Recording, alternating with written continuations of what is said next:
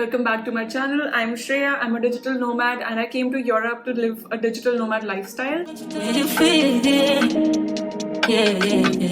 Last year, I saw that the Digital Nomad Visa for Estonia was opened and I went ahead and applied and successfully got it. So today I'm going to make you walk through all of the expenses that happened before you booked your ticket so that you're well aware of the investment that goes into it to get the visa.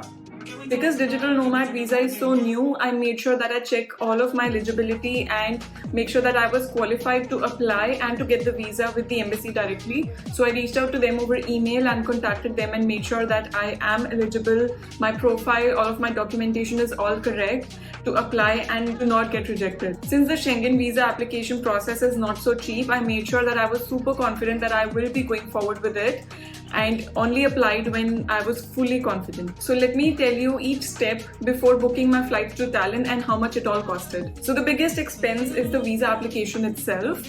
If you're going for a C-type visa, which is a short-term visa, which gives you the permission to stay in the Schengen zone for less than 90 days, it will cost you 80 euros. But if you are applying for the long-term visa, which is the D-type visa, then you will have to pay 100 euros. Next, I had to also purchase my flight reservations. You're not supposed to book your actual flight, but you're rather supposed to share just a reservation, which means you are giving them a tentative itinerary of when you will be traveling. So these flight reservations can easily be bought online, and the one that I got costed me for around 20 euros. That was the additional cost for flight reservation. Next, hotel or accommodation reservations. So for hotel reservations as well, you're not supposed to book your accommodation before traveling. You're not supposed to pay to Airbnb or any other platform. You're rather requested to show some form of confirmation that you will be staying tentatively at a certain place. So I usually just book something on booking.com or other websites where they ask me for no payments to reserve my accommodation. So I just select the dates which I would be filling in my application and match them with the dates for the accommodation. For that, I do not have to pay anything. I do not have to enter my credit card details, and I just get a PDF of the reservation of my accommodation. So in short, this cost me 0 euros.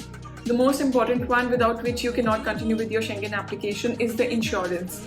So if you're traveling for around 3 months or so, it will cost you 3,000 to 4,000 Indian rupees, which is around 45 to 50 euros. You are supposed to pay it. You can find any option online.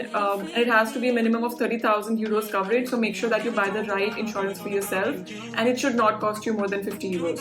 And if you're applying for a Type C visa, you will have to submit your application at the VFS center instead of the embassy. So they have their own additional fee which you need to pay at the center. I paid around 1900 Indian rupees, which is around again 23 to 25 euros. If you're not going for the pickup to the center, then you can also opt for the courier service, for which they charge around 600 rupees or so.